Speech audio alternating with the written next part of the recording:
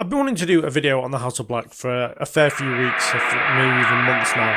I've been waiting for the right time to do it, and to be fair, now seems about as good a time as any, as this past week on Dynamite, we saw Malachi Black lose to Adam Cole, and it kind of sparked this whole thing about Malachi Black leaving AEW, go to WWE, is he retiring, and all this other stuff. And for me, I don't feel like that is the case, but I do want to talk about the House of Black. So this is Wrestling Retrospective. I'm Leo. And yeah, let's talk about the House of Black.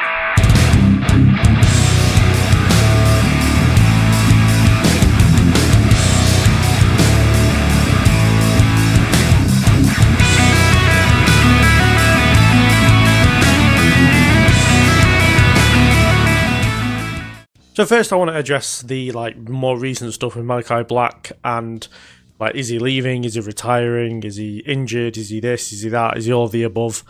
For me, no. He's not. He's fine. I fully believe what he's saying in the videos and in the Instagram live that he did, where he kind of goes through everything and just says that he's fine and that he's just taking time off, which is perfectly fine and perfectly reasonable. And and all that stuff. If he's lying and does end up leaving AEW, it wouldn't shock me all that much. But no, I fully believe what he's saying for now, and it kind of get why he's saying AEW. His whole group's there and all that stuff, and his last experience in WWE wasn't that good either. So I kind of get why he would stay, but again, it wouldn't shock me if he left as well, or not as well, just either. But what I do want to talk about and where I want to start this kind of video properly is taking you back to about a year and a half ago, maybe. Give or take, back to March 2023 at Revolution, where the House of Black and the Elite had a fantastic Trios World title match where they absolutely stole the show, in my opinion, on a show that was incredibly well done. And, since then, and well, not since then, their title reign was really good. I very much enjoyed their title reign. They kind of made the titles feel as prestigious as Death Triangle and the Elite did. And then they also added the house rules stipulation where it was a 20 count on the outside. There was no rope breaks and there was dealer's choice.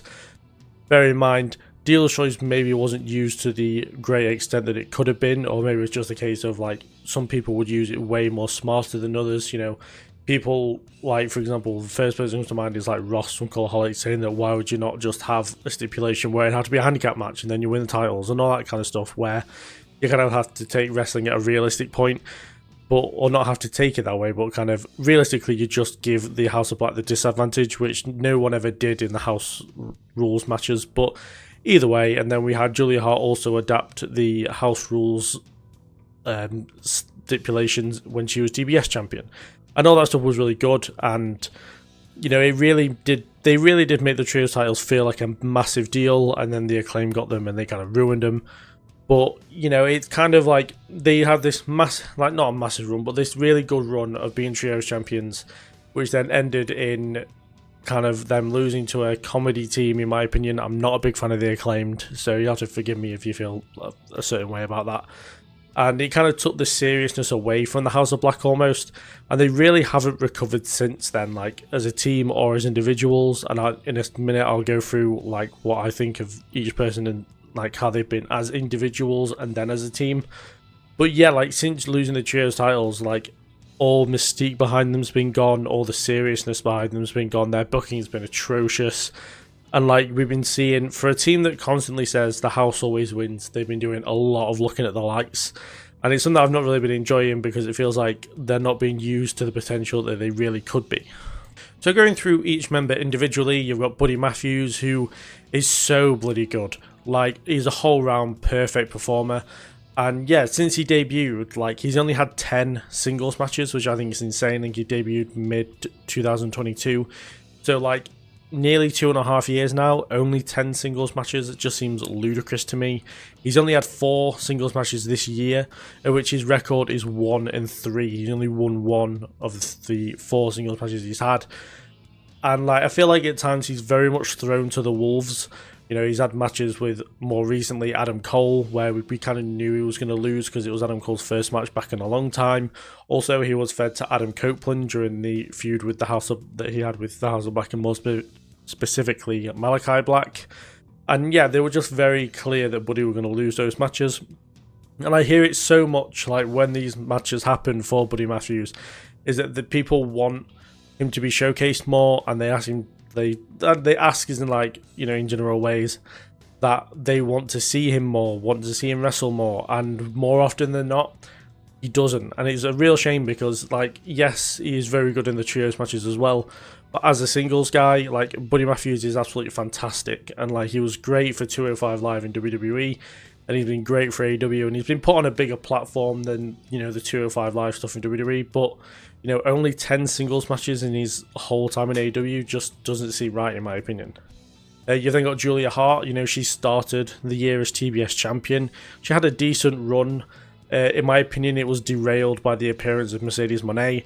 They shift the concentration from Julia Hart being champion to wanting the TBS championship on Willow versus Moné, which then made it so that she had to drop the title to Willow to then get that match. And then Willow got completely screwed, in my opinion. So then, like, and then after that, we've barely seen Julia Hart. We probably even haven't seen Julia Hart since Dynasty when she lost the championship, which is a huge shame. And from what I've heard and reports and stuff, which I know you can't always believe, is that she's absolutely fine and she's ready to go. It's just that they're choosing to keep her off TV, which really doesn't make sense because even before the TBS title run, she was there as just a member of the House of Black, and she was cutting promos and just having matches when and if, and still that was really good. And like, all you have to do is like look at the rise of Julia Hart from having matches on Dark for when she first joined the House of Black all the way up to winning the TBS championship at Full Gear. You know, the rise for her has been fantastic, and the storytelling for her has been absolutely great as well. So I don't really understand why they wouldn't want to bring her back as soon as possible, even if it's just to be with the group and help them out, you know. So yeah, very confusing booking style for Julia Hart, especially more recently. Brody King, you know, you hear his reactions when he comes out and he has matches on his own. You saw it at Wrestle Dream against Darby Allin. You know, he's very popular with the fans, and if Malachi does leave for WWE, like, he would easily migrate very well into a singles wrestler if they started to split up the House of Black overall, or he could quite easily become the leader of the House of Black and maybe bring someone else in who he knows through the independents or something, or whether he knows someone in the company who's not doing much who would fit that role really well. And again, it just doesn't make sense because, you know, this got proven that how good he can be as a singles guy was shown and showcased very well during the Continental Classic last year. You know, he got not a load of wins, but he won the first few matches. It seemed like he was going to get to the finals at least of his league, and then he just went on a 3 to 4 match losing streak, losing back to back matches, and it ended up costing him. He didn't get anywhere near the finals, and it made him, in my opinion, look really weak. And like, I don't understand why they would give him momentum and then kill it off completely.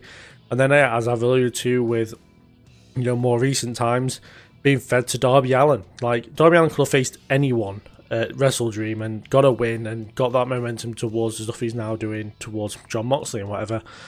And instead they chose Brody King, someone who could really, like, be growing his own stock.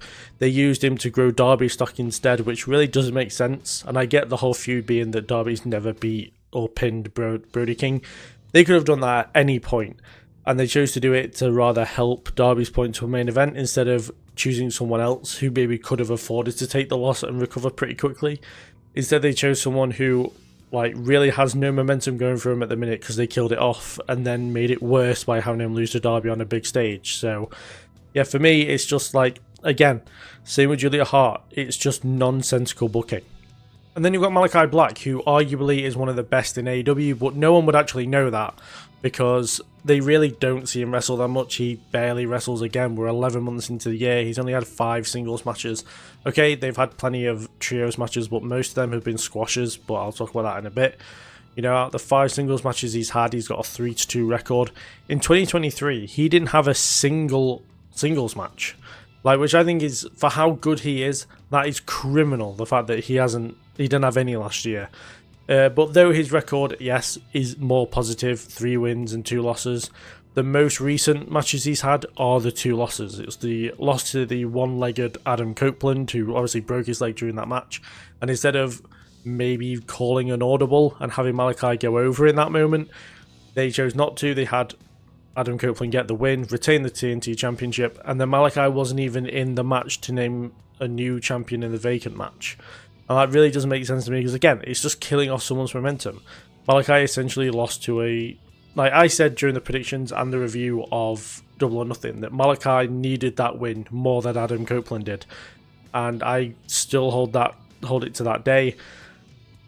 this day, that he should have won that match, especially if Copeland was injured during the match as well. Like, they should have called that audible. But yeah, it's just, I don't know, I do have a certain bias because Malachi is one of my favourites in AEW, but like, it's really hard to invest in someone who, let alone, doesn't have matches often, and he doesn't have matches often, let alone win matches often. And yes, okay, he has a bigger win record than losses, but only 5 matches. Like, it's not great, and it's like so underappreciated by AEW, it feels like, in my opinion. And yes, they might have concentrated more on tag team stuff and more trio stuff, and I'll get into that, talking about them as a unit. But yeah, it just feels like he's so underutilized just as a singles guy as Malachi. But yeah, as a unit, the House of Black have had most, I think they said on commentary, like, they are the most winning trio in AEW, and yet it never feels that way. Like, it really comes across as if they don't win that often. A lot of their wins came at the back end of 22 and the early parts of 2023, and while they were trio champions, obviously. But like, since coming together as a team, they obviously lost the trios titles to the Acclaimed. They haven't got anywhere close to winning them back. They lost the title match at All In this year. They've had plenty of opportunities to go for the tag titles, of which they've lost those as well. And they're probably going to lose even more momentum by the fact that I think next week on Dynamite, they're facing FTR in a match to get to the tag team title match at a Full Gear, which they're probably going to lose as well, because the winners are very clearly going to be the people who were involved in the FTR Outrunners and LFI feud. Therefore, they won't get in that match either. They'll lose to FTR, and they're pretty much back to square one again. Yes, they have been building momentum recently with more squash matches on Dynamite and on Collision, but what's the point in having them squash people as a trio but then lose as a tag team? Like, it really is so inconsistent that, like, it doesn't make much sense at all. Like, you know, we're supposed to believe that the house always wins, and yet it never seems to be going that way for them, especially this past year. And yeah, it's just, for someone who, like, always wants to be on their side and always wants to see what's best for them, it's really hard to, like, get invested and believe that they're going to win all the time when they spend the majority of the time, not only as a unit, but as individuals, losing. I think they're worth so much more. They're so talented as individuals and as a unit, it just really doesn't make any sense. But, you know, what do you guys think? Do sound off in the comments on what you think of the House of Black, their most recent run, and kind of them as individuals as well. And yeah, all that good stuff. You do like the video if you agree with me or you enjoy this kind of video. And yeah, I'll ask you to subscribe and all that good stuff. Join the Patreon. I've been doing watch-alongs every Monday, Wednesday and Saturday at 10 AM over there, and it's completely free to join, so, you know, go enjoy like a different style of video from me over there. And I'll thank you very much for watching, and I'll see you later.